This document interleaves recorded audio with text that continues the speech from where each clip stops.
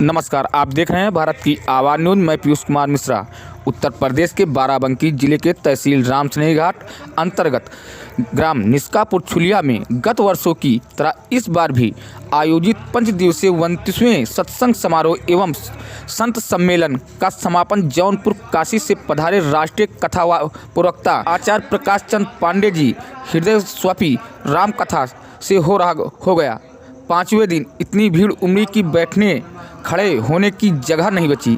अंतिम दिन क्षेत्रीय श्रद्धालुओं के साथ ही राष्ट्रीय स्वयं संघ के पदाधिकारी, जिला एवं हाई कोर्ट के अधिवक्ताओं, स्वयं सेवी संस्थाओं के वरिष्ठ पदाधिकारी सहित ब्लॉक प्रमुख चंद्रशेखर वर्मा, ब्लॉक प्रमुख भाजपा नेता विवेकानंद पांडे, पूर्व विधायक स्वर्गीय सुंदरलाल दीक्षित के सुपुत्र प्रदीप दीक्षित, समाज सेवी आशीष सिंह सिसोदिया, कोटवाधाम कमोली के महंत कमलेश दास सहित भाजपा के पूर्व जिला अध्यक्ष संतोष सिंह, बाबा परमेंद्र सिंह आदि गणमान्य लोग मौजूद थे। कथावाचक श्री पांडे का स्वागत, वंदन, अभिनंदन आयोजक राष्ट्रीय स्वयं सेवक के संघ विभाग प्रमुख गंगा बकत सिंह, रामेंद्र सिंह, शिवेंद्र सिंह ने किया। सनातन धर्म, संस्कृत एवं हिंदू राष्ट्र की चर्चा एवं गुरु गोविंद सिंह के बलिदान का उदाहरण देते हुए राम कथा एवं रामचरितमानस मर्मज्ञ श्रोताओं को मंत्रमुग्ध कर अपनी धार में शामिल करने वाले आकाशवाणी प्रवक्ता कथावाचक आचार्य पांडे ने कहा कि प्रस्तुत है हमारे editor in chief Shri Bholanath Mishra की स्पेशल कवरेज। वंदे मातरम, इनकलाब जिंदाबाद करने एक नहीं, 100 नहीं, हजारों हजार सपूत कुर्बान हो गए। बर्बर डायर का जमाना था, अंग्रेजी हुकूमत, लाइन में नौजवान खड़े थे, वंदे मातरम बोल रहे थे, भारत माता की जय बोल रहे थे। उनकी गर्जना कम नहीं हो रही थी। डायर चला, बंद करो आवाज वरना गोलियों से भून दिए जाओगे। सच बताओ, अच्छे लोग बैठे हैं, इतिहास जानते हैं। कुछ पलों में हजारों नौजवान देशभक्तों ने अपने शर्ट की बटन को खोल दिया, सीना तान के खड़े हो गए और ललकारते हुए कह दिया, कुरो डायर, तेरी इन राइफल्स में नहीं, पूरी बरतानिया हुकूमत के पास जितने कारतूस हो हमारे शरीर में उतार के देख लो। जब तक शरीर में प्राण है तब तक भारत माता की जय बोलना बंद नहीं करेंगे। चलवा दिया गोलियां उसको। कुछ मिनटों में कितनी माताओं का बेटा जो लाल गया ना, लौट के नहीं आया। गोलियों से छलनी उसका डेड बॉडी मां को नसीब हुई। कुछ मिनटों में कितनी बहनों के हाथ में राखी के धागे रह गए, भाई की कलाई नसीब नहीं हुई बांधने को। कितने देवियों का सुहाग सिंदूर उजड़ गया, लेकिन उन माताओं ने, बहनों ने, उन देवियों ने उफ तक नहीं किया, अफसोस नहीं किया, आंसू गिरे, लेकिन हिम्मत से संभाला कि मेरा पति, मेरा बेटा, मेरा भाई यूं ही नहीं मर गया है, वो देश के नाम पर कुर्बान हुआ है। इसलिए उन्होंने गर्व से उन आंसुओं को संभाल लिया। कुछ मिनटों में हजारों देशभक्त कुर्बान हो गए। सच बताऊं, कभी कभी अच्छे लोग बैठे, जो मैं बोलने जा रहा हूं, इस शायद बहुत संवैधानिक दृष्टि से बहुत गलत बात है, लोगों को बुरा भी लग सकता है। कभी कभी गर्व होता है कि हम भारत में पैदा हुए। जब मुगल बादशाह जहांगीर की लाइन याद आती है, वादी कश्मीर में डल झील के किनारे खड़ा होता है, डल झील की तरंगों को निहारते हुए जब मस्ती में कहता है, उसकी नाक में जब केसर की क्यारियों की बेहतरीन खुशबू पहुंचती है, तो चिल्ला के कहता, दुनिया के लोगों, और फिरदौस और जन्नत कहां ढूंढते हो? अगर जन्नत देखनी है, स्वर्ग देखना है, फिरदौस चाहते हो तो आ जाओ भारत।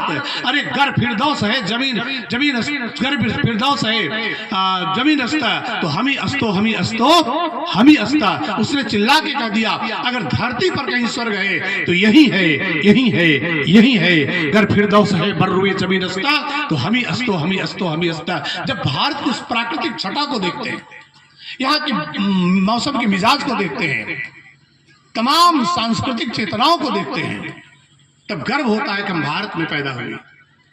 लेकिन जब भारत के संविधान को याद करते हैं, तब अफसोस होता है कि हम जर्मनी और जापान में क्यों नहीं पैदा हो गए, जिस संविधान के अंतर्गत देश को गाली देने वाला नालायक भी जिंदा रह सकता है। सच कहूं, उस संविधान याद करके बहुत अफसोस होता है। उनको जिंदा रहने का अधिकार कैसे? जो भारत माता की जय नहीं बोल सकते, वंदे मातरम नहीं गा सकते, सच बताऊं, संविधान की बदौलत नालायक कमीनों तुम भारत में जी केवल संविधान तुम्हें छूट दे रहा है, तुम भारत में जी लो, वरना जो भारत में रह करके भारत माता की जय न बोल सके उसको हिंदुस्तान की सरजमी से बाहर खदेड़ देना चाहिए, उसको देश में जीने का हक नहीं होना चाहिए। चिल्ला के कहते हैं हम भारत माता की जय नहीं बोलेंगे, कोई क्या कर लेगा। संविधान इजाजत दिया है, तुमको जी सकते हो, वरना जीने का हक नहीं तुमको। इतने नमक हराम, इतने गद्दार, वो भी जिएंगे हम। केवल जय बोलने के नाम पर जब डार ने गोलियां चलवाई ना तो तड़तड़ाहट हुई। 10 मिनट गोलियां लगातार 1650 चक्र चली, 10 मिनट गोलियां लगातार 1650 चक्र चली। मर गए हजारों देशभक्त, लाशों से पटसी गई गली। चंगेज हलाकू अब्दाली, नादिर तैमूर सभी हारे, बर्बर डायर की बर्बरता से पशुता भी रोई मन मारे। अरे इतने पर भी जो न पिघले अधिकार नहीं उसे जीने का, वह भारत माँ की संतान नहीं, वह होगा किसी कमीने का। वह भारत माँ की संतान नहीं, वह होगा किसी कमीने का। तो भारत माँ की संतान होगा तो भारत माता की जय बोलने में कभी कमजोर नहीं पड़ेगा। लगाओ ताकत बुलंद आवाज में, जरा एक गर्जना आपकी सुने, हमारी भी थकान दूर हो जाए, भारत माँ को भी सुकून मिले। थोड़ा सा हमारी गोद में बैठ के हमारे सपूत कम से कम हमारे सम्मान में ऊंची आवाज में गर्जना तो कर सकते हैं। सारे लोग पूरी ताकत से बोलेंगे, भारत माता की हर हर महादेव। परमादरणीय परमाराध्य परमाध्यक्ष अकारण करुणा बरुड़ालय धर्ममंडन पाप खंडन भक्त जन रंजन परमात्मा दर्शन दे चुके हैं कई बार। हनुमान जी साथ साथ चलते ही थे, लेकिन अंतिम छंद की पहली पंक्ति में बाबा ने अपने मन को समझाते हुए सच माना कहा, अरे सच मन, अब भी तू सुधर जा। और हम 10-20 चौपाई याद करने के बाद प्राउड करते हैं हम मानस मर्मक के। जी पूरा लिखने के बाद वो लिख रहे हैं, पाइन के ही गति पतित पावन, राम भज सुनो सठ मना। माता सबरी बहुत बढ़िया आपने काव्य रचना की। सबरी मैया ठाकुर जी को कंद फल फूल खिलाई, सामने बैठे रुदंगन। जिस परमात्मा के तड़ित विलिंगक पीत पीतांबर की एक झलक पाने के लिए बड़े बड़े जोगी जति तपस्वी ऋषि मुनि महात्मा मलात्मा विमलात्मा पूतात्मा जन्म जन्मांतर जुग जुगांतर कल्प कल्पांतर प्रलय प्रलयांतर तक जंगल में चुटिया बात करके यम नियम आसन प्राणायाम प्रत्याहार ध्यान धारणा समाधि लगाते हैं, तब भी नहीं दर्शन पाते। जिस परमात्मा की एक झलक पाने के लिए एक से एक योगी अपने मूलाधार चक्र को स्वाधिष्ठान चक्र में, स्वाधिष्ठान चक्र को मणिपुरक चक्र में, मणिपुरक चक्र को अष्टदल चक्र में, अष्टदल चक्र को सप्तदल चक्र में, सप्तदल चक्र को सहस्रार चक्र में, सहस्रार चक्र को अनाहत चक्र में, अनाहत चक्र को आज्ञा चक्र में पहुंचा करके जीव को उलट कर, ललना से जीव को उलट करके ब्रह्म रंध्र कपाल से टपकने वाले दिव्यतम अमृत का पान करते हैं, तब भी परमात्मा का दर्शन नहीं मिलता।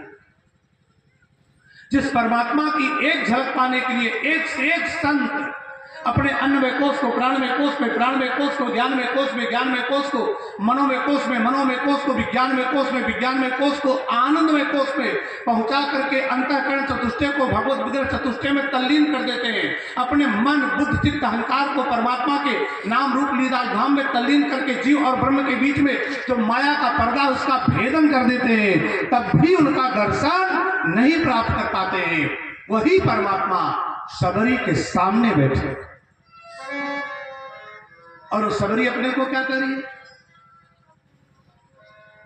कि अधमत अधम अधम अति नारी तीन महमय मति मंद अघारी। पाठांतर मिलता है, तीन महमय मति मंद गंवारी अधमत अधम। सबरी अपने को अधम लिख रही है और हम अपने को विद्वान लिखते हैं। और वो सबरी जिसके लिए परमात्मा ने स्वयं प्रमाणित कर दिया कि माता सबरी तुम्हारे अंदर मेरी 9 प्रकार की भक्ति विद्यमान है। नवधा भक्ति का वर्णन करने के बाद राघव ने क्या किया, सबरी माता के सामने उन्हें ही प्रमाणित किया। राम जी ने कहा मैया देखत राम चरित रण रंगा, देखत राम।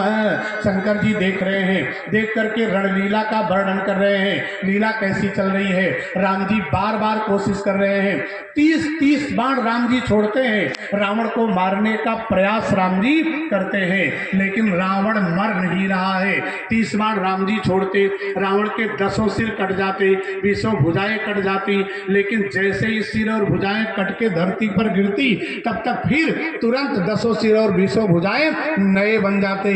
काटते ही पुण्य भये नबीने, जैसे राम जी काटे तुरंत नए सिर और नई भुजाएं लग जाती थी। रावण फिर अट्टहास करता हुआ खड़ा हो जाता था, फिर युद्ध के लिए राम को ललकारता था। ये युद्ध इसी तरह से चलता रहा, 3 प्रहर तक युद्ध चलता रहा। राम परेशान, राम हैरान, रावण को मार नहीं पा रहे हैं। सुबह से तीसरा प्रहर आ गया, लेकिन राम जी रावण को मार नहीं पा रहे हैं। अच्छे श्रोता बैठे हैं, आदरणीय आशीष जी सिसोदिया बैठे हैं, अच्छे व्यक्तित्व हैं। जरा सोचिएगा आप लोग, राम जी रावण को मार नहीं रहे हैं, ये तो अलग बात है, किंतु यदि मारना ही चाहते तो क्या राम जी रावण को मार नहीं सकते थे? अगर मारना ही चाहते पहले ही बाण में, एक ही बाण में, तो रावण का वध नहीं कर सकते थे राम जी। लेकिन इसका मतलब कोई न कोई उपदेश उनका इस रणलीला में है, हम सबको जगाने का प्रयास राम जी का है। राम जी ने अब क्या किया, थोड़ा सा श्रमित भाव अपना व्यक्त किया, बनाया माहौल ऐसा कि जैसे राम जी थक गए हो या कुछ परेशान से हो, हैरान से हो, रावण मर नहीं रहा है, राम जी परेशान हो रहे हैं।